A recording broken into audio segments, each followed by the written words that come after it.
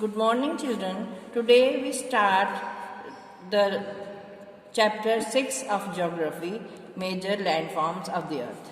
Means कि इसमें हमने ये देखा कि हम देखेंगे कि जो हम जहाँ पे रहते हैं, जिस लैंड पे, जिस अर्थ पे रहते हैं, उसमें क्या क्या है. उसमें है प्लेन्स हैं, उसके बाद माउंटेन्स हैं और प्लेट्यूज वगैरह हैं. इस तरह से हम बहुत सारी चीज़ें देखते हैं. जो लैंड है, जहाँ हम प्लेन्स में रहते हैं, वो तो प्लेन है ही है, लेकिन जब हम कभी हिल स्टेशन पे जाते हैं तो हम माउंटेन्स भी देखते हैं. और उसके साथ ही हम क्या देखते हैं कि एक जो हमारा मध्य प्रदेश है भारत में, वो प्लेट्यूज के ऊपर है, तो वो प्लेट्यूज देखते हैं. उसको हम प्लेट्यूज कहा जाता है. वो थोड़ा सा ज़मीन से ऊपर उभरा हुआ हिस्सा होता है, उसको प्लेट्यू कहा जाता है. तो आज हम इस चैप्टर में इम्पॉर्टेंट थिंग्स को डिस्कस करेंगे. तो but you must read all the chapter, और if you have any difficulty you can consult me. तो आज हम देखेंगे a group of landforms in a particular area creates its landscape. Landscape क्या होता है? सीनरी. मतलब वो जगह किस तरह की है, वो जो जैसे जैसे लैंडफॉर्म्स होती हैं वैसे ही उस जगह की लैंडस्केप बन जाती है. तो वो कई बारी हिल्स की तरह बन जाती है, वो हिल स्टेशन बन जाता है और सुंदर सुंदर सा लगता है. ऊंचे ऊंचे पर्वतों पे, जब पहाड़ों पे खूब सारी बर्फ़ गिरती है या पेड़ पौधे होते हैं तो वो बहुत सुंदर लगते हैं.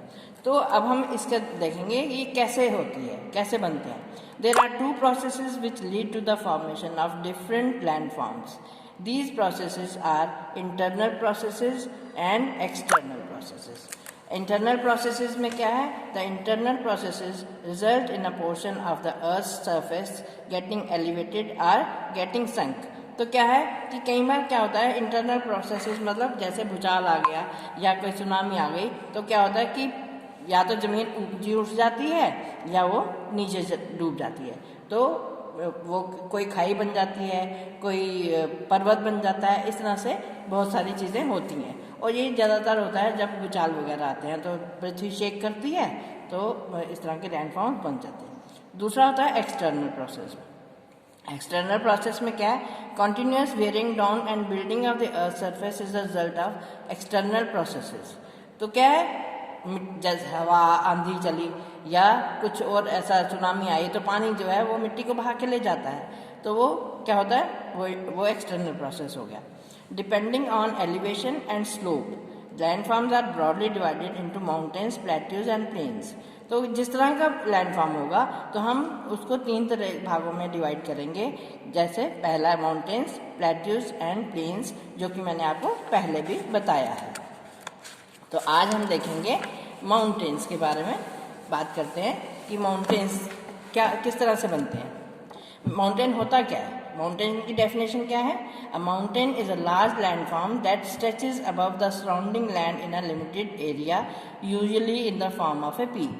तो क्या है, आपने देखे होंगे माउंटेन्स क्या होते हैं कि पीक, चोटी उसकी बनी हुई होती है और उसकी चोटी, और वो जिस एरिया में होता है उसके पूरे साथ साथ साथ साथ एरिया के वो चलता जाता है, वो उसको माउंटेन कहा जाता है. तो ये जो if the mass of the land is below 600 meter in height it is called a हिल.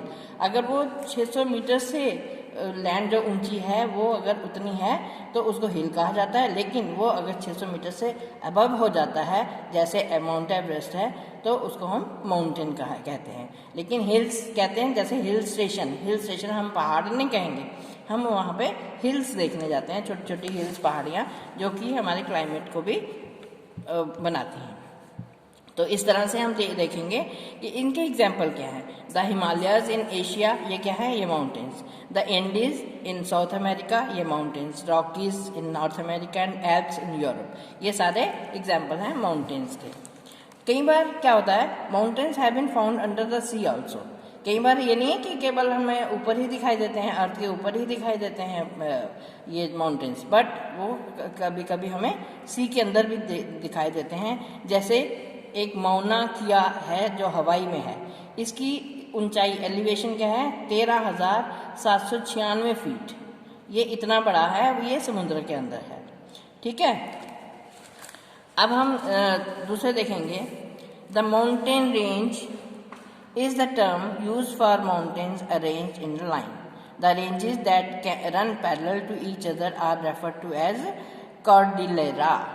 तो माउंटेन रेंज जैसे हमारी एवरेस्ट है, शिवालिक रेंज है, विंध्याचल रेंज है। रेंज मीन्स वो एक ही लाइन में चलते हैं, एक ही लाइन में चलते हैं तो उनको रेंज कहा जाता है। लेकिन जो रेंजेस जो पैरेलल चलती हैं, एक दूसरे के सामने चलती हैं, साथ साथ उसको कॉर्डिलेरा कहते हैं। Mountains have very harsh cold winters, cold climate. वहाँ पे माउंटेन्स नेचुरल बात है, जो अर्थ से बहुत इतना अबव होगा तो वहाँ तो ठंड होगी।